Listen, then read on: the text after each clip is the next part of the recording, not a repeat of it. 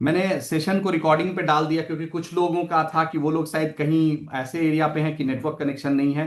तो हम रिकॉर्डिंग रखेंगे सेशन का, ताकि हम उनको फिर से दिखा पाएं कुछ इंफॉर्मेशन जो मैम बताएंगी। एग्जैक्ट 9 बज गया है फ्रेंड्स, अब सेशन स्टार्ट करते हैं। फ्रेंड्स नमस्कार, मैं राजेश झा डायमंड मास्टर आप सबका स्वागत करता हूं इस आज के प्लेटफॉर्म में।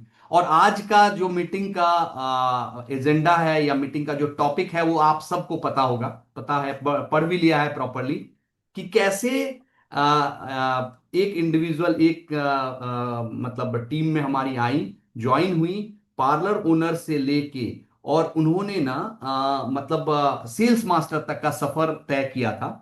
और आपको जान के हैरानी होगी, दीदी, हम आपका ज्वाइनिंग जो था वो कौन से महीने का था? It was August 17th. 17 अगस्त का। अब आप एक चीज नोटिस करो, 17 अगस्त में ये ज्वाइन हुई। 17 अगस्त में ज्वाइन होने के बाद आप एक चीज सोचो कि इनका जो मतलब एक तरह से मतलब सफर रहा। ये अभी देखो कि अगस्त से लेके सितंबर, अक्टूबर, नवंबर, दिसंबर, जनवरी, 5-6 महीना के अंदर सेल्स मास्टर हो गई। तो कई बार ऐसा होता है ना कि हमें लगता है कि यार हम, नहीं बहुत भारी है, नहीं हो सकता है। तो आज हम इनसे जानेंगे, और इनका मैं परिचय बता दूं। ये पीएचडी हैं, डॉक्टर लगा हुआ है इनके नाम के आगे। प्रोफेसर रह चुकी हैं, बहुत लंबा करियर रहा इनका, प्रोफेसर रह चुकी हैं। इनका एक बेटा आईआईटी खड़गपुर का पास आउट है, जहां के हमारे एमडी सर पास आउट हैं जिस कॉलेज के। और दूसरा बेटा डॉक्टर है, मनोचिकित्सक है। हस्बैंड इनके डॉक्टर हैं। चालू और चालू। बहुत पैशनेट होके ये मैं मतलब मतलब मैं चाहूंगा, मैं ना मैम के अलावा, स्पीकर के अलावा, को होस्ट को भी म्यूट करके रखा हूं। तो हर एक को होस्ट को बोलूंगा अनम्यूट ना करे, क्योंकि उनके बैकग्राउंड से कोई साउंड आएगा ना तो स्पीकर को डिस्टरबेंस आएगा। तो अब सोचे, पूरी डॉक्टर फैमिली होते हुए भी और एक पैशनेट फॉर्म में ये डायरेक्ट सेलिंग कर रही हैं, मतलब। तो बिना ज्यादा समय गवाए मैं बुलाना चाहता हूं none other than doctor Smita Sikchi ma'am को, brand new sales master doctor Smita Sikchi ma'am. Please ma'am, stage is yours, please बताएं। आज हम सब लोग तैयार हैं आपसे सीखने के लिए। थैंक यू राजेश भैया, thank you so much. Thank you for giving me this opportunity. मुझे ऐसा लगता है कि ये जो मैं सेल्स मास्टर बनी हूँ, मैं सबसे बड़ा श्रेय तो आपको ही दूंगी। हाँ, इसमें लाने वाले का भी एक श्रेय जरूर है, बट लाने के साथ साथ जरूरी है कि उसमें वो स्पिरिट आपको इम्बाइब करना है, वो सिस्टम से उसको परिचित करवाना है। सिर्फ लाना ही, एटमी में लेके आना काफी नहीं होता। तो मुझे लगता है कि आप सारथी बने, आपने मुझ पे इतना विश्वास किया, हर हर समय आपने साथ दिया, मार्गदर्शन करते रहे। मैं जय भैया का भी शुक्रिया अदा करती हूँ कि उन्होंने भी बहुत गाइड किया। बहुत बार जब भी मैं कॉल करती थी, वो तुरंत मुझे उसका, मेरी जो भी क्वेरी होती थी वो सेटिस्फाई, फुलफिल कर देते थे। So thank you both of you. और ये जो सेल्स मास्टर की जर्नी है, मुझे ऐसा लगता है, मैं एक थोड़ा ब्रीफ में बताती हूँ, जब तक और भी शायद लोग आ जाए। तो हम उस बैकग्राउंड पे चलते हैं, नागपुर के वर्कशॉप से लेके। नागपुर के वर्कशॉप में मैं पहुंची। पहुंची ऐसी थी कि मैं वैसे तो पेशे से एक सॉफ्टवेयर इंजीनियर रही हूँ। इंजीनियरिंग कॉलेज में मैं प्रोफेसर भी थी। 12 साल का मेरा वो एक्सपीरियंस है। फिर मैंने प्राइवेट कोचिंग भी दी कंप्यूटर साइंस में, और वो रही करीब करीब 10 साल तक वो भी मैंने किया। बाद में कुछ पारिवारिक जिम्मेदारियां ऐसी थी कि मैंने वॉलेंटरी रिटायरमेंट अपने उस अच्छे बडीन करियर से ले ली। और वो बहुत अच्छा एक डिसीजन, मुझे ऐसा लगता है कि मेरे लाइफ का एक टर्निंग पॉइंट था। क्योंकि बहुत कुछ चीजें जो लाइफ में हम करना चाहते हैं कहीं रुक जाती है, तो वो समय मैंने यूटिलाइज किया। वो अपनी बकेट लिस्ट में से कुछ चीजें जो थी वो सारी मैंने उसमें टिक की। और बाद में मेरा अप्रोच लाइफ में कभी भी ऐसा एक डिसिप्लिन में नहीं रहा मेरा, क्योंकि देखिए, आप बी जो मैंने किया है वो इलेक्ट्रॉनिक्स एंड टेलीकम्युनिकेशन में किया, और एमई किया कंप्यूटर साइंस में, और पीएचडी भी हुआ कंप्यूटर साइंस में। और बाद में अभी मैंने जो ये फार्मेसी किया है, डी फार्म कोर्स, बकायदा मैंने कॉलेज में एडमिशन ली एट द एज ऑफ 54, और 56 में मैंने वो कंप्लीट किया। एंड मुझे बहुत खुशी होती है आपको बताने में कि मैंने पूरे कॉलेज में नहीं, बोर्ड में भी उसमें टॉप किया था, और वो भी बिना कॉलेज गए। वो बताना नहीं चाहिए क्योंकि अटेंडेंस आजकल कंपलसरी होती है, बट वो मेरे लिए जाना पॉसिबल ही नहीं था, बहुत सारी दूसरी जिम्मेदारियां जो है सिर पर। तो वो एक हुआ। और ब्यूटी ऐसा था कि ये एक पैशन ना बहुत पहले से था, बट मेरा फील्ड ऐसा था, मतलब पढ़ाई के समय से भी हम लोग बहुत कुछ करते थे, कॉलेज में थे, हॉस्टल में थे तब भी, बट आईटी फील्ड और मेरा जॉब ऐसा था 10 to 6 वाला कि मैं कभी भी ब्यूटी को उस एंगल से, एस्पेक्ट से कभी उसमें अंदर जा ही नहीं पाई। तो वो फिर अब जाके जब मेरा मेडिकल भी चल रहा है और मैंने जॉब भी छोड़ दिया था, तो आई थॉट कि चलो ये है, अभी इसको मैं ब्यूटी में अपना जो पैशन है वो कंप्लीट करती हूँ। तो एक फुल फ्लेज्ड मैंने पार्लर खोला है। तो उस पार्लर में मैंने जब एक्चुअली एक प्रॉपर लोकल जो है सलून से एक कोर्स भी किया उसमें, और वो भी ऐसा था कि वहां पे भी मैं सबसे सीनियर थी, और जो मैडम थी वो मुझे बिल्कुल लेना नहीं चाहती थी। मैडम बोले आप पीएचडी हो, मैं आपको क्या ही पढ़ाऊंगी। वो मुझे करीब करीब महीना भर टालती रही, और मैं उनके पीछे लगी रही कि मैं आऊंगी तो आप ही के पास और सीखूंगी तो यहीं से। तो आखिरकार वो हार गई और मेरी जिद के आगे हारी, और मुझे उनको लेना ही पड़ा। तो वहां मैंने एक चीज ये किया कि I could connect my self with the beauty fraternity, क्योंकि जरूरी होता है, मेरा फील्ड बिल्कुल अलग था। तो मैं जो एक सिटी में जितनी भी ब्यूटिशियंस है ना उनसे जुड़ना चाहती थी। तो कहीं ना कहीं मुझे एक चैनल चाहिए था, वो मुझे वहां मिला। तो उससे क्या हुआ कि मैं सभी ब्यूटिशियन से जुड़ी, और मैंने क्या पर्सनली जाके सर्वे किया, तो मुझे ऐसे पता चला कि लोग कर तो बहुत कुछ अच्छा रहे हैं अमरावती में, but Korean facials, glass facials कहीं पे भी नहीं है। और लकीली उन दिनों ये वर्कशॉप नागपुर में ऑर्गेनाइज हो रहा था। तो मैं फिर उस जब वर्कशॉप में गई और देखा, तो देख के रिजल्ट्स देख के ही मैंने तभी, और मतलब बाकी तो सब ठीक था, क्योंकि कैसा था कि थोड़ा लेट पहुंची थी और जल्दी निकलना था, तो मैं थोड़ा बिजनेस प्लान और वो एस्पेक्ट को तो तब समझ ही नहीं पाई, क्योंकि वो मेरा मिस भी हो गया था। तो बस रिजल्ट देख के, क्योंकि मैंने हैंड प्रैक्टिस लिया था और बाकी सबके मैंने वो वहां पे रिजल्ट्स आंखों से खुद ही देखे थे, और प्रोडक्ट को खुद फिल किया ही था, तो ये डिसाइड ही कर लिया था कि मुझे तो ये ऐसा वर्कशॉप अमरावती में अरेंज करना ही है। और बस आई, और आकर मैं उसकी तैयारियों में लग गई। और राजेश भाई से कहा तो बिल्कुल बोले आप कीजिए, और मैं जब भी आप बोलो मैं आता हूँ। ये तो उनका हमेशा इज ऑलवेज रेडी, बस आप करो। वो तो चाहते हैं कि टीम मेंबर्स कुछ करें ना, तो मैं बस पहुंच जाऊं, आपकी बस बोलने की देर होती है तो वो बिल्कुल निकल पड़ते हैं, ऐसा है। तो जब ये वर्कशॉप किया तो देख मुझे लकीली ना 60 एंट्रीज मिल गई। उसके लिए मेहनत मैंने बहुत किया। मैंने जो मेरे सराउंडिंग में छोटी छोटी प्लेसेस है वहां तक मैं पहुंची, किसी किसी तरह से पहुंची, और लोग सभी जगह से आए, सिर्फ अमरावती से ही नहीं, सभी जगह से आए। तो वो रिजल्ट जब उन्होंने देखा ना, वहाँ पिगमेंटेशन वो अच्छा किया भी ऐसा था उस वर्कशॉप में हमने, कि रैंडमली, मतलब राजेश भाई और हम तीनों देख रहे थे कि किसको लिया जाए। मतलब जो आई थी, मैं उन ब्यूटिशियंस को किसी को भी पर्सनली नहीं जानती थी, तो हमको ऐसा कोई भी बायस्ड उसमें डिसीजन नहीं लेना था कि इन पर्टिकुलर का हमको डेमो के लिए चूज करना है। तो हम तीनों ने एक ही पर्सन को पॉइंट आउट किया, और उसमें इतना सीवियर पिगमेंटेशन एकदम अपेरेंटली विजिबल था। तो हमने एज ए चैलेंज उन्हीं को बैठाया।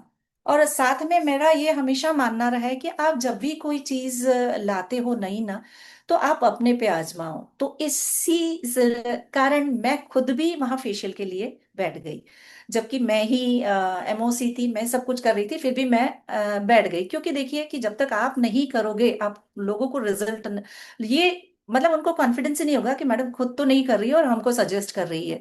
तो मैं भी थी, और एक कोई मतलब जेंट्स में थे तब, ऐसे तीन लोगों ने किया। तो रिजल्ट्स देख के इतने हैरान हो गए सब कि इतने एक सिटिंग में इतने जबरदस्त रिजल्ट्स है।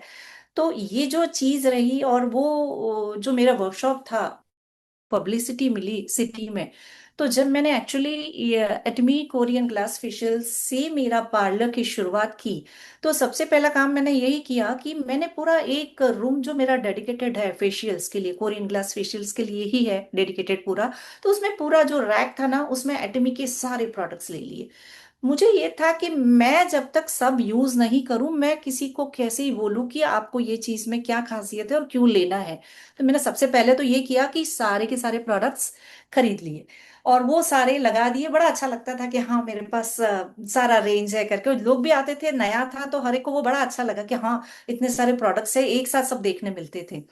तो इसका एक बहुत पॉजिटिव इम्पैक्ट लोगों पे रहा और मैंने कंटिन्यू 3-4 महीने ये प्रोडक्ट्स यूज किए। और मेरे साथ ये था, मैंने जैसे आपको बताया कि मैंने रिसेंटली डी फार्म किया था। तो एक इतने लंबे गैप के बाद जो मैंने पढ़ाई की, वो भी सब फैमिली रिस्पॉन्सिबिलिटीज के साथ, यूएस के टूर्स और यूरोप का टूर्स हुए उसमें 2-3 वो करके जो करना था। तो ऐसा था कि एग्जाम के टाइम पढ़ाई तो करनी ही पड़ती है, बिना पढ़ाई के तो आपको पास होना संभव ही नहीं है। तो मैंने अपने आप को जरूर निग्लेक्ट किया उन 2 सालों में, तो वो अपरेंटली विजिबल मेरे स्किन पे हो रहा था। तो मेरे लिए ये कोरियन जो प्रोडक्ट्स थे ना, इतने कारगर साबित हुए। और मेरे जो चेहरे का ट्रांसफॉर्मेशन लोगों ने देखा। मेरी फ्रेंड्स थी, जब भी हम मिलते थे तो बोलते थे क्या हो गया, कितना पढ़ाई कर रही, क्यों कर रही है, क्या जरूरत है, ये सब तो उनका रहता ही है। और फिर जब बाद में मैं गई ये कोरियन सब प्रोडक्ट्स यूज करके, तो एकदम वो लोग चकित हो गई कि अरे इतना तेरे में डिफरेंस आ गया है। तो इसका एक बहुत पॉजिटिव इम्पैक्ट हुआ सभी पे। तो वो एक ऐसी मेरी जर्नी थी कि जहाँ मेरा कोई भी बैकग्राउंड वैसे उसमें नहीं था और मैं ब्यूटी फील्ड में आई। और इन कोरियन फेशियल्स ने मुझे एक यहाँ पहचान दी। और मेरा इंटरेस्ट इतना बढ़ा उसमें और इतने नंबर ऑफ फेशियल्स मेरे हो गए। तो वो प्रैक्टिकल ने मुझे ना बहुत सारे एक्सपेरिमेंट्स फिर मैं उसमें करती गई, according to the type of skin जो भी क्लाइंट का होता था। और उसमें मुझे इतने अच्छे रिजल्ट्स मिले। तो वो रिजल्ट्स ने ही मेरा बिजनेस को बहुत बढ़ाया। तो अब मैं पीपीटी स्टार्ट करूँ। हाँ, कंटिन्यू करें। हाँ। आज मैं अपनी सेल्स मास्टर की जर्नी और मेरे जो सलून बेस्ड कुछ स्ट्रेटेजीज मैंने यूज की वो मैं आपके साथ शेयर कर रही हूँ। नेक्स्ट स्लाइड आप कर सकते हैं।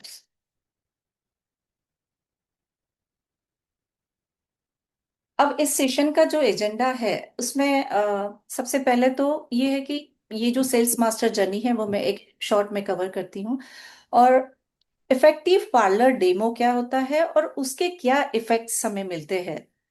और जो हमें बिजनेस जिनसे ज्यादा मिलता है ऐसे है पार्लर ओनर्स। तो उन पार्लर ओनर्स को कैसे कन्विंस करना, ये एक पॉइंट है। और ऑब्जेक्शन हैंडलिंग क्या है और उसे कैसे हम प्रोफेशनली हैंडल कर सकते हैं।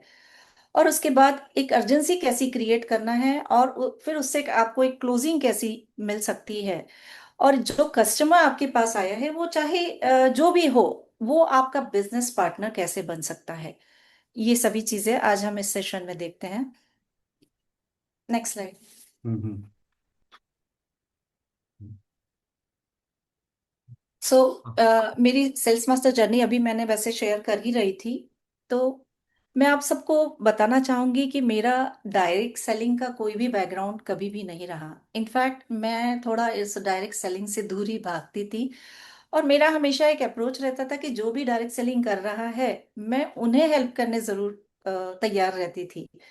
तो पर मेरा ऐसा मानना है कि बैकग्राउंड होना बहुत ज्यादा जरूरी नहीं है, जरूरी होता है एक स्ट्रांग डिसीजन लेना। और जब आप एक क्लियर डिसीजन ले लेते हो और उसके साथ साथ उससे भी ज्यादा जरूरी होता है कि जो सिस्टम है वो उस पर ट्रस्ट करना। तो एटमी का सिस्टम जो है वो मैंने सोचा था कि करना है तो पूरे मन से करना है। और आधे अधूरे मन से कुछ भी न करते हुए अपना कोई भी लॉजिक लगाने से मैं हमेशा उससे बची। क्योंकि ये टाइम टेस्टेड सिस्टम है और उसे ही फॉलो करने में समझदारी है। और मेरा जो ये सलोन था या है, वो उसको मैंने as a business funnel use किया। बिजनेस फनेल इस ऐसे यूज किया क्योंकि क्लाइंट्स तो आपके पास आते ही है और बहुत टाइम से आते हैं, आप पर उनका ट्रस्ट होता ही है। तो उस ट्रस्ट को आप बिजनेस में कैसे कन्वर्ट कर सकते हो। और कंसिस्टेंसी ये सबसे ज्यादा इम्पोर्टेंट है। क्योंकि देखिए कि मैंने ऐसा ये समझा है कि कोई भी शॉर्टकट यहाँ पे कभी भी काम नहीं आता। जो भी आप काम कर रहे हो उसे आप सेम प्रोसेस बार बार रिपीट करनी है। हम राजेश भाई को हमेशा देखते हैं कि हर थर्सडे जाते हैं, वहां पे कंपेंसेशन प्लान बता रहे हैं और वही सबको वही सब समझ रहे हैं, और ये बहुत ज्यादा जरूरी है। और यही कंसिस्टेंसी हमें बहुत सिखाती है और एक अच्छा बिजनेस भी देती है। और ये कंसिस्टेंसी इसलिए भी जरूरी है कि जो बिजनेस हम जो कर रहे हैं ना, वो बिजनेस सिर्फ हमारा नहीं है, हमको नए लीडर्स बनाने हैं, यानी डुप्लीकेशन करना है। और ये जो हम रिपीट सारा ये डेमोज और देते हैं, उसी से हमें अ, वो डुप्लीकेशन मिल सकता है। अब ये जो पार्लर है, पार्लर मुझे लगता है यहाँ पे सभी पार्लर्स हो ये तो बिल्कुल जरूरी नहीं है, बट काफी सारे पार्लर ओनर्स भी इसमें है। तो ये पार्लर को हम एक बड़ी अपॉर्चुनिटी कैसे मान सकते हैं? तो मैं ये कहूंगी कि जो भी पार्लर ओनर्स है वो एक गोल्ड माइन पे बैठे हैं। अभी आजकल तो सिल्वर के रेट इतने आए, तो हम तो कहेंगे सिल्वर माइन पे बैठे हैं। ये एक सबसे स्ट्रॉन्ग कन्वर्शन पॉइंट है। क्यों? क्योंकि एक तो आपके पार्लर में आपके क्लाइंट्स का ट्रस्ट आप पे बना हुआ है। वो आपका टच, आपका एडवाइस, आपका एक्सपीरियंस, इन सब पे ट्रस्ट करता है। और जब ट्रस्ट एक बार पहले से बना है ना, तो प्रोडक्ट एक्सप्लेन करना बहुत ही आसान हो जाता है। और नेक्स्ट है रिपीट कस्टमर्स। रिपीट कस्टमर्स क्यों? क्योंकि रिपीट कस्टमर्स ही हमको पीवी देंगे। और ये जो हर महीने या हर हफ्ते में, क्योंकि एक बार जब कस्टमर आपसे कुछ करके जाता है वो रिपीट तो आता ही है। एक बार फेशियल लिया, अगले महीने फिर फेशियल के लिए आएगा। फिर वो हो सकता है कुछ प्रोडक्ट्स पिछली बार नहीं ले पाया, वो सोचेगा कि अब मैं इस बार ले लूं। या कई बार ऐसे होता है कि मेरे मेरे पास तो कई क्लाइंट ऐसे थे कि पहले बार सब फोम क्लिनजर्स और ये sunscreen as a home care ले गए, बट थोड़ा बजट ज्यादा हो गया था, तो फिर बोले कि नेक्स्ट टाइम जब आएंगे दूसरी चीज लेंगे। नेक्स्ट टाइम उनको दूसरे प्रोडक्ट्स इंट्रोड्यूस किए, तो वो बीबी क्रीम ले लिए। इस तरीके से वो बिजनेस चलता रहा। और रिपीट कस्टमर्स जब आते हैं तो आपको ऑटोमेटिकली वो बिजनेस देकर ही जाते हैं। तो वो एक बड़ी बिजनेस अपॉर्चुनिटी आपको मिलती है। और अब लाइव रिजल्ट विजिबिलिटी, पार्लर का सबसे बड़ा एडवांटेज है कि यहाँ आपके पास कस्टमर जब आता है तो वो आपके पास बहुत देर तक रहता है। और आप एक जब उसको लाइव रिजल्ट रिजल्ट लाइव ही बताएगी, यहाँ कोई फोटो या कोई वीडियो चला के तो आपको आप उसे कुछ बताओगे नहीं, या जो भी होगा लाइव होगा। तो वो लाइव देखने के बाद वो इजीली कन्विंस हो जाता है कि जब वो रिजल्ट को फील करेगा ना, तो आपको उसको बहुत कुछ बताने की जरूरत नहीं पड़ती, वो वैसे ही कन्विंस हो जाता है।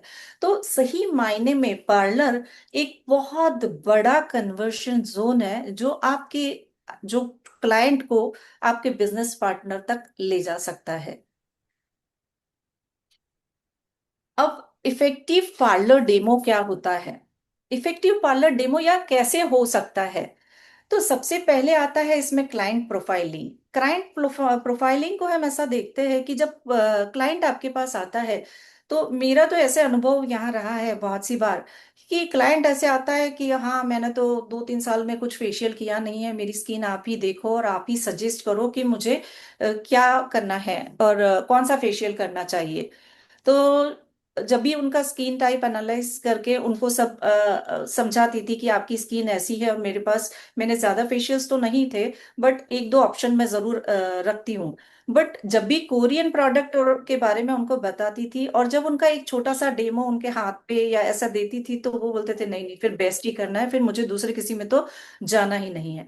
तो वो एक उनकी उसको भी एक ऐसा लगता है कि भाई मेरा प्रॉब्लम ये समझ रही है, और मेरे स्किन के प्रॉब्लम के अकॉर्डिंग ये उतना फेथ तो उनको रहता भी है जब वो आपके पास आते हैं, तो उसके अकॉर्डिंग ये एक बहुत अच्छा प्रोडक्ट मुझे सजेस्ट कर रही है।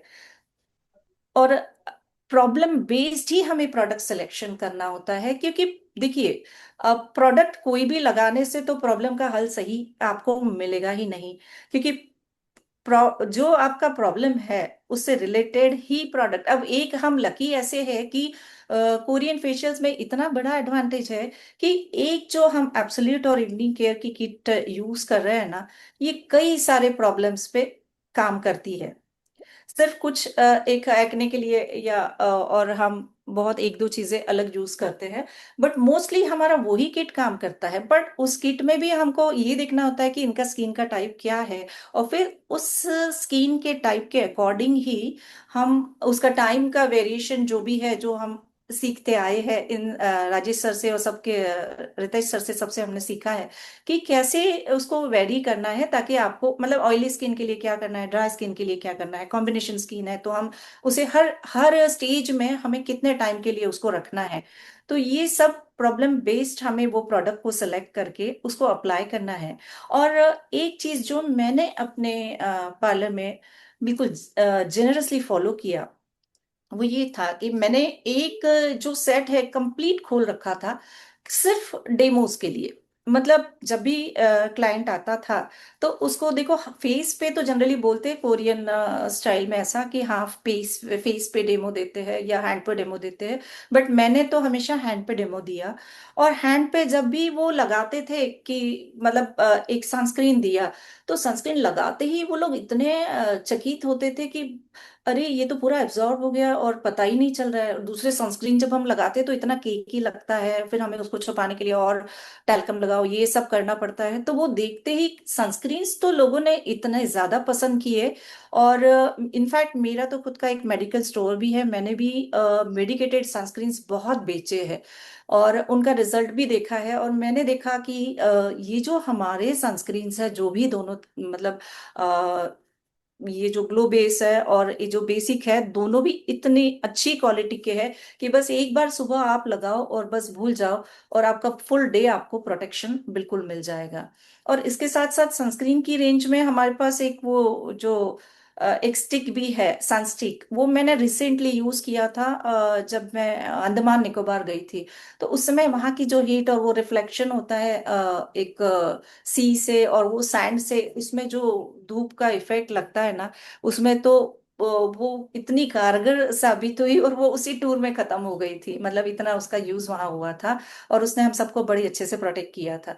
तो ये सब चीजें जो है एक्सपीरियंस करने की होती है। तो ये इसलिए जब तक हम इसको अपने सलून्स में एक डेमो नहीं देंगे ना, तो तब तक क्लाइंट उसको फील नहीं कर सकता है। तो ये एक इफेक्टिव पार्लर डेमो का एक पार्ट है कि आपको एक सेट हमेशा ऐसे रखना है कि जिससे आप उनको डेमो दो और प्रोडक्ट को फील करवाओ।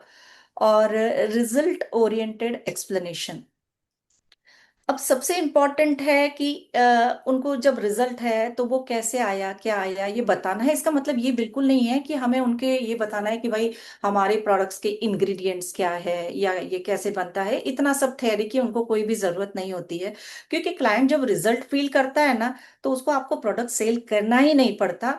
वैसे ही वो आपका जो ऑर्डर है वो अपने आप ही क्लोज हो जाता है, और कस्टमर तो उसे मतलब वहीं पे फाइनल करके ले ही लेता है। ये मेरा पर्सनल एक्सपीरियंस है। और मैंने मतलब ये पूरे ये जो मेरे एक करीब 4 महीने से मैं ये फील्ड में हूँ और कोरियन फेशियल्स कर रही हूँ, और करीबन मुझे लगता है 75 फेशियल्स अभी तक हो गए हैं।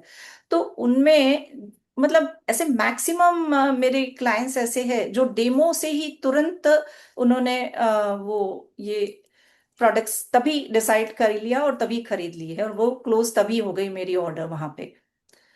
अब ये एक जो टॉपिक मैं कवर कर रही हूँ वो है सिर्फ पार्लर ओनर्स के लिए कि हाउ टू कन्विंस देम। देखिए, पार्लर ओनर जो है ना, उनका बड़ा तगड़ा एक्सपीरियंस होता है।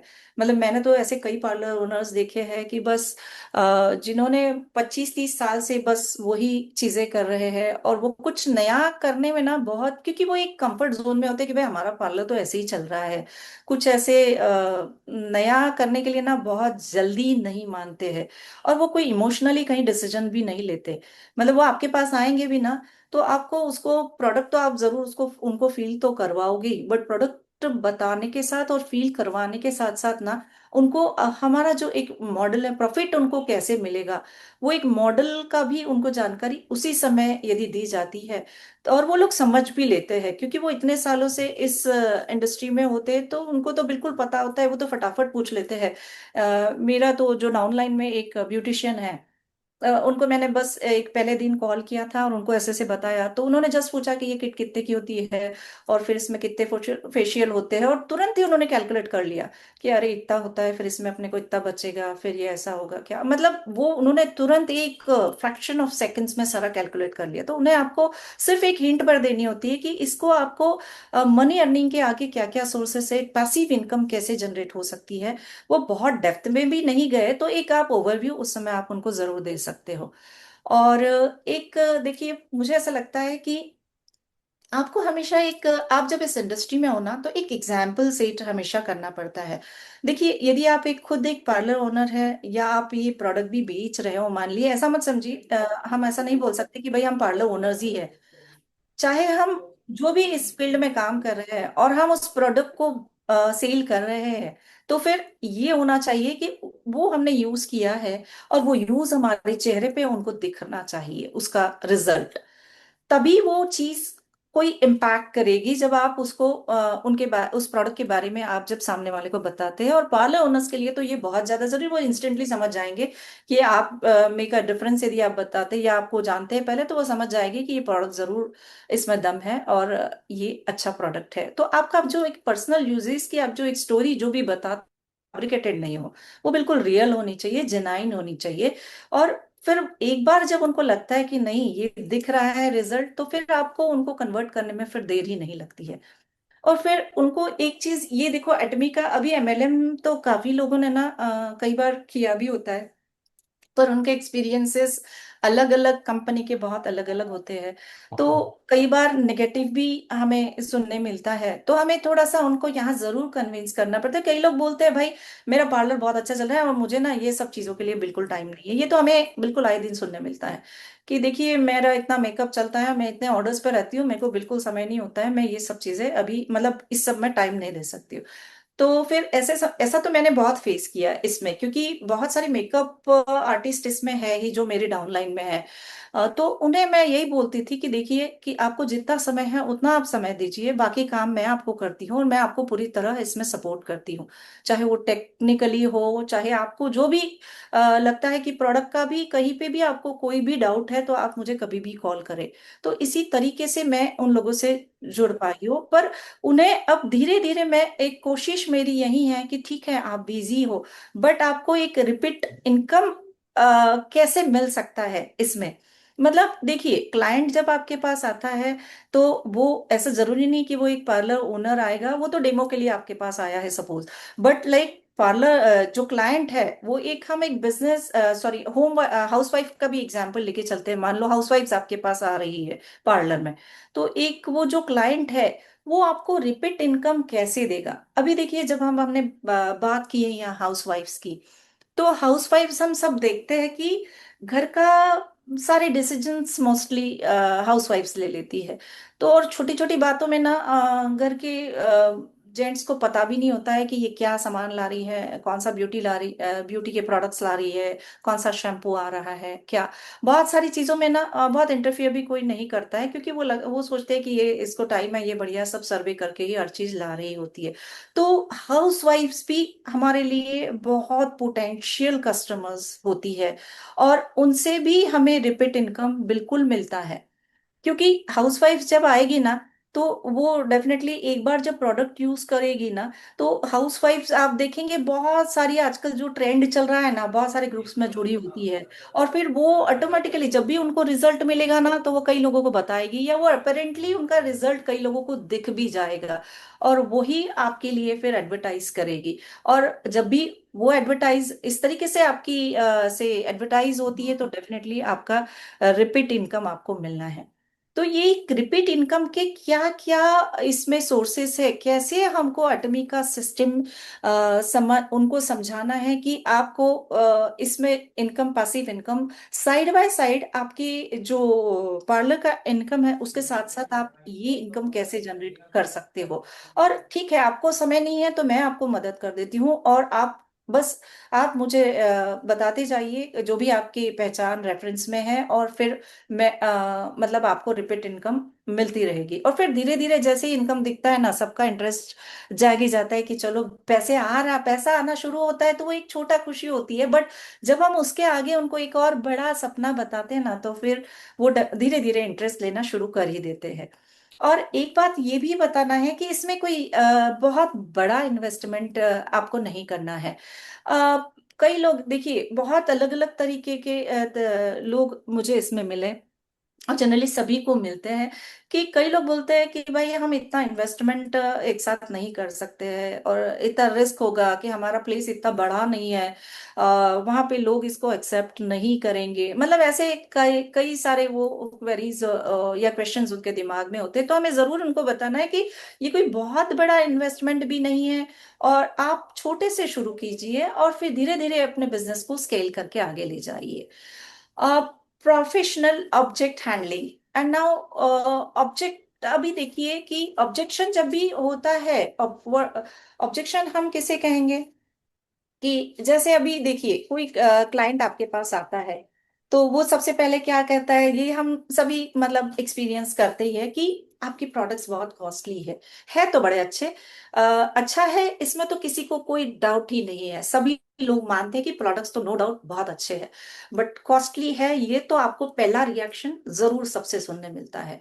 तो अब ये जो कॉस्टली प्रोडक्ट है, ये कैसे कॉस्टली नहीं है, ये मैं उनको कई बार समझाने की इस तरीके से कोशिश करती हूँ कि देखिए, आप एक सनस्क्रीन का ही एग्जाम्पल लीजिए, जो हम डेली लाइफ में यूज करते हैं और मोस्टली सभी यूज करते हैं। तो एक जब बॉटल हम यहाँ ले रहे हैं, तो हो सकता है आप 800 850 जितने में भी आप दे रहे हो, बट ये आज आपको वन टाइम इन्वेस्टमेंट है, बट ये एक महीने का आपका खर्चा नहीं है, इसमें आपको 4 महीने तक की आपको किस तरीके से लगाना है, ये प्रॉपर तरीका उनको बताते हैं। और जब उनको कन्विंस किया जाता है कि ये एक महीने का नहीं, आपके 4 महीने इसमें निकलने वाले हैं, तो उनको फिर बात समझ में आती है, और वो भी कन्विंस हो जाते हैं कि चलो, मतलब प्रोडक्ट कॉस्टली नहीं है, और प्रोडक्ट तो अच्छा है, वो मतलब देख के ही जैसे ही वो उसको फील कर लेते हैं, तो प्रोडक्ट का तो तारीफ करना वहीं शुरू कर देते हैं। तो डेमो एक देना बहुत जरूरी है, क्योंकि क्लाइंट का एक्सेप्टेंस तभी तुरंत मिल जाता है जब वो एक आप उनको डेमो देता है। और डेमो जो है, और मतलब क्लाइंट एक्सेप्ट करेगा या नहीं करेगा, ये जो एक डर रहता है कि भाई हम कुछ नया दे रहे हैं, पता नहीं क्लाइंट उसको कितना एक्सेप्ट करता है। तो ये हमें उनको बोलना है कि आपको एक छोटा सा डेमो दे दीजिए, वो एज ए प्रूफ दीजिए, क्लाइंट अपने आप एक्सेप्ट उसको कर लेगा।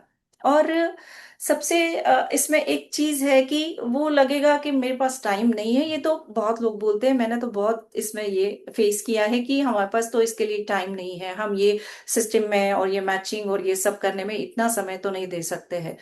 तो हमेशा हमें उनको ये चीज बतानी है कि आप अकेले इसमें नहीं होते हैं, पूरा एक सपोर्ट सिस्टम है, और सिस्टम आपके साथ है, आपकी अपलाइन हमेशा आपके साथ होती है, और वो आपको पूरी तरीके से हर स्टेज पे भी हेल्प करने को तैयार रहती है।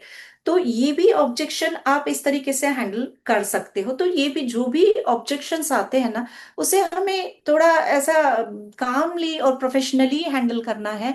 और उन सारे ऑब्जेक्शंस जो आए ना, वो ऑब्जेक्शन का मतलब ये नहीं है कि क्लाइंट कंफ्यूज है, ऑब्जेक्शन आया मतलब उसमें वो इंटरेस्ट ले ही रहा है, वो समझने की कोशिश कर रहा है कि भाई ये चीजों को मैं कैसे फेस करूं। तो इसका जब उसको एक प्रॉपर सॉल्यूशन या आंसर मिल जाता है, तो वो एक अपॉर्चुनिटी में बदल ही जाता है। अब अर्जेंसी और ऑर्डर क्लोजिंग, अर्जेंसी है हमें, हम जानते हैं कि हमने ये कई बार वर्कशॉप्स जो किए हैं ना, तो हमको जैसे हम पहले तो टिकट्स के लिए करते हैं जो भी, फिर हमें को एंड एंड में तो थोड़ी अर्जेंसी क्रिएट करने की आदत सबको ही हो गई है कि अर्जेंसी किस तरीके से क्रिएट की जाती है। तो अब अर्जेंसी क्रिएट करने के लिए पार्लर में कुछ स्ट्रेटेजीज यूज की जा सकती है, कि हम कुछ लिमिटेड टाइम ऑफर्स या कुछ कॉम्बो बना के उनको दे सकते हैं। तो फिर क्लाइंट को पता होता है कि भाई ये सिर्फ थोड़े टाइम के लिए है, तो हमें क्विक डिसीजन लेना है। तो शुरुआत जब भी आप मतलब जैसे फेशियल्स के साथ भी आप डिफरेंट कॉम्बोज बना लो, और एक लिमिटेड टाइम के लिए दो, तो एक अर्जेंसी जरूर बन जाती है कि हाँ, अभी हमको इसको कर ही लेना है करके। और जब एक्चुअली वो फेशियल लेते हैं और अपना रिजल्ट फील करते हैं, मुझे ऐसा लगता है कि वो मोमेंट हमें मिस नहीं करना। क्योंकि वो जब वो उसकी खुशी उसमें होती है तो वो समय आपको एक क्लोजिंग अपनी ले लो ना, तो मतलब वो एक चांस है जो मिस नहीं करना चाहिए। और जब एक बार अभी आपके पास क्लाइंट है और उसी का नेक्स्ट अपॉइंटमेंट यदि हम तभी फिक्स कर लेते हैं कि ये आज आपकी सेटिंग हो गई है और नेक्स्ट अपॉइंटमेंट आपकी इस दिन है, फॉलो अप डेट उनको दे देते हैं, टाइम भी फिक्स कर लेते हैं ना, तो एक उनको भी एक ऐसा मेंटल एक ये हो जाता है कंपल्शन कि नहीं हमको फिर से जाना है और कुछ ऑफर हमको और मिलने वाली है। ये एक हमेशा नेक्स्ट अपॉइंटमेंट के साथ यदि उनको कुछ ऐसा एक देते हैं तो वो बिल्कुल उस चीज को फॉलो अप डेट पे आते ही आते हैं। तो ये अर्जेंसी यानी कोई प्रेशर हम नहीं डाल रहे हैं, बट उनको एक डिसीजन मेकिंग में हेल्प कर रहे हैं कि डिसीजन उनका डिले नहीं होता है, and that I call it as urgency. अब कस्टमर टू बिजनेस पार्टनर, अब जैसे हमने बात किया था कि कस्टमर्स जो हमारे पास आते हैं तो वो हमारे बिजनेस पार्टनर्स में कैसे कन्वर्ट हो सकते हैं। कस्टमर्स मोस्टली हम देखते हैं कि जैसे हमने एक हाउसवाइफ का भी एग्जाम्पल लिया था कि हम एक अभी पीवी के तौर पे एक एग्जाम्पल लेते हैं। पीवी से अभी कैलकुलेशन सभी ने बहुत किया और हमने तो 15 दिन बस वही किया, अभी फाइनली सेल्स मास्टर अचीव कर रहे थे तब।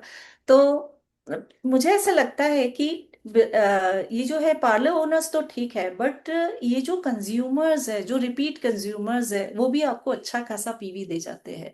क्योंकि मैंने जैसा कहा कि एक जो हाउसवाइफ है वो आप सपोज आपके पास से एक फोम क्लींजर लेती है, सनस्क्रीन लेती है, बीबी क्रीम ले लेती है, तो इनके आप सपोज काउंट कर ले मोटा मोटा एक 15-20 हजार तक का पीवी एक हाउसवाइफ आपको देती है एक टाइम का। और वो जब शेयर करती है और बाद में उसके कारण आपको रिपीट पीवी तो और मिलते ही है। तो ये इस तरीके के यदि आपके पास 10 क्लाइंट भी है तो भी आपको बहुत अच्छा सपोर्ट इसमें मिल जाता है। पार्लर ओनर्स तो होना ही चाहिए क्योंकि उनका एक मेजर कंट्रीब्यूशन आपके इसमें रहता है, बट आपको साथ साथ में ये हाउस वाइफ्स को भी हमें इम्पोर्टेंस पूरा देना है। और हम हमेशा उनको ये कहेंगे कि इवन हाउस वाइफ्स है उनको ये लगता है कि भाई देखिए, मुझे ऐसा लगता है कि हर कोई चाहता है एक इंडिपेंडेंस, फाइनेंशियल इंडिपेंडेंस।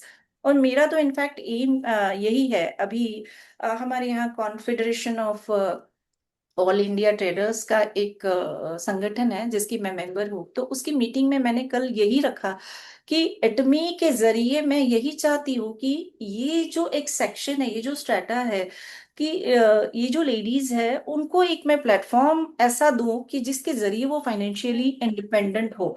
तो मुझे ऐसा लगता है कि उनको ये फिर हमें जरूर बताना चाहिए कि आपको कोई बहुत बड़ा इन्वेस्टमेंट इसमें नहीं करना है। एक छोटे से आप इसको स्टार्ट करो और धीरे धीरे खुद ही जब कंज्यूम करते हो फिर जैसे ही उनको इंटरेस्ट आता है और लोगों को सजेस्ट कर सकते हैं। मतलब यही नहीं, हम हमारा ही बेनिफिट नहीं देखते, हम उनके लिए भी काम करते हैं फिर। क्योंकि देखिए हमारा एक सिस्टम ही ऐसा बना है कि सब लोग यहाँ पे एक दूसरे के लिए एक दूसरे को सपोर्ट करते हैं। और हम उनको ये भी एश्योरेंस देते हैं कि आपको एडमी में पूरा ट्रेनिंग मिलता है बकायदा। जब आप नए नए होते हो तो आपको इंडक्शन प्रोग्राम्स होते हैं, बस जरूरी है कि आपको वो प्रोग्राम्स अटेंड करने हैं।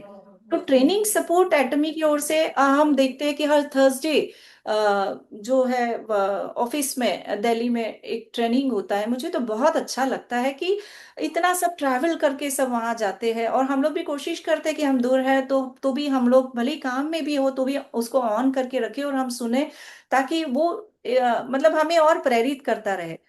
और एक ये शॉर्ट टर्म विजन के साथ साथ हमको उनको है ना एक लॉन्ग टर्म विजन भी देना है कि ये किस तरीके से एटमी 3 जनरेशन तक के आपके ये जो पैसिव इनकम है वो आप 3 जनरेशन तक इसको कैरी फॉरवर्ड कर सकते हो। अब मुझे ऐसा लगता है कि एटमी में डुप्लीकेशन ये सबसे इम्पोर्टेंट ग्रोथ फॉर्मूला है। क्योंकि देखिए आप अकेले यहाँ कुछ नहीं कर सकते हो। अब ऐसा है कि डुप्लीकेशन किस तरीके से पॉसिबल है।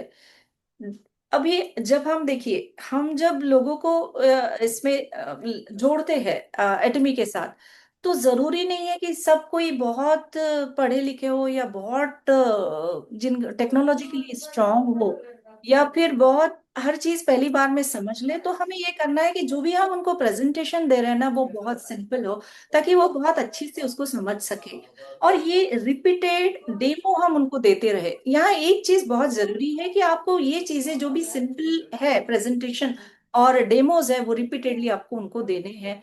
और टीम के ट्रेनिंग ट्रेनिंग एक इंटीग्रल पार्ट है, जो हमेशा होना चाहिए। कंसिस्टेंसी इसमें बहुत ज्यादा इम्पोर्टेंट है। क्योंकि देखिए, मतलब एक बार ट्रेनिंग दे दिया और हो गया, ऐसा नहीं है। आपको ट्रेनिंग बार बार देते रहना है, रिपीटेडली देते रहना है। क्योंकि देख, नई नई आपकी टीम टीम तो ग्रो होते रहेगी, और कंसिस्टेंसी इसमें सबसे ज्यादा मायने रखता है। तभी आप लीडर्स जनरेट कर पाओगे, और तभी आपकी ग्रोथ इसमें संभव है। अब मुझे ऐसा लगता है कि ये जो भी मैंने आज आपको मेरी जर्नी शेयर की है, उसमें के कुछ चीजें जो मैंने समझी है अभी तक के मेरे इस 4 महीने के सफर में, और एटमी के साथ मेरा ये 5 साढ़े 5 महीने का जो सफर है, तो उसका मैंने यहाँ पे आपको बिल्कुल जो दिल से मुझे चीजें लगी वो मैंने बताई। बहुत फॉर्मल कुछ नहीं था। और इसमें की टेक अवेज यही होगा कि आपका यदि सलोन है, तो it is a powerful tool with you. आपके पास ये बहुत अच्छा टूल है, क्योंकि ये जो आपको ग्रोथ देगा ना, वो मिलने के लिए बाकी लोग तरस जाते हैं। उनको बहुत सारे अलग एफर्ट्स अलग लेवल पे करने रहते हैं। तो ये कन्वर्शन का एक सबसे स्ट्रांग प्लेटफॉर्म मुझे लगता है सलोन। और फिर डेमो जो है ना, वो तो बिल्कुल गेम चेंजर होते ही है। क्योंकि सबसे पावरफुल वेपन मैं इसको डेमोस को ही बोलती हूँ, और मैंने ये बिल्कुल महसूस किया है। क्योंकि बस जैसे ही लगाने देती हूँ ना उनको कोई भी चीज, बीबी क्रीम लगाया, बाप रे, वो एकदम देखते से खुश हो जाते हैं। क्योंकि डिफरेंस इनको ऑब्वियस होता है, एक हाथ पे लगाते हैं और दूसरे हाथ पे देखते हैं, तो डिफरेंस उनको सामने ही दिखता है। तो वो बिल्कुल ये एक गेम चेंजर होता है। और ऑब्जेक्शंस, जैसे मैंने कहा कि भाई कैसे होगा, क्या होगा, मेरे कस्टमर्स इसको एक्सेप्ट करेंगे कि कॉस्टली है, तो उसे हम ऑब्जेक्शंस को बहुत शांति से लेके उनको वो एक अपॉर्चुनिटी, बहुत प्रोफेशनल वे में उसको हैंडल करके उसको हमें एक अपॉर्चुनिटी में बदलना है। और सिस्टम की, वो मुझे तो लगता है सिस्टम ही यहाँ पे सक्सेस की है। क्योंकि एटोमी में मैं मानती हूँ कि इंडिविजुअल टैलेंट से ज्यादा सिस्टम फॉलो करना मैटर करता है। क्योंकि सिस्टम पे मैंने देखा है कि सिस्टम फॉलो करने वाले लोग और सिस्टम को ट्रस्ट करने वाले लोग ही है ना, बहुत लंबी दूरी तक चलते हैं और सक्सेसफुल रहते हैं। नहीं तो बस एक बार आपने सक्सेस अचीव कर लिया और बाद में रुक गए, तो वो मुझे लगता है बहुत कुछ इफेक्टिव नहीं है। तो सिस्टम फॉलो करना बहुत ज्यादा जरूरी है। तो अंत में मैं यही कहना चाहूंगी कि सलोन को आपके ना एक पावरफुल टूल बनाए, और डेमोज उसमें होते रहे, क्योंकि वो एक गेम चेंजर है। और जो भी ऑब्जेक्शंस आपके आते हैं ना, वो उसको एक अपॉर्चुनिटी समझिए और सिस्टम को फॉलो कीजिए। तो मुझे लगता है कि सक्सेस तो अपने आप ही आपके पास दौड़ के आएगा।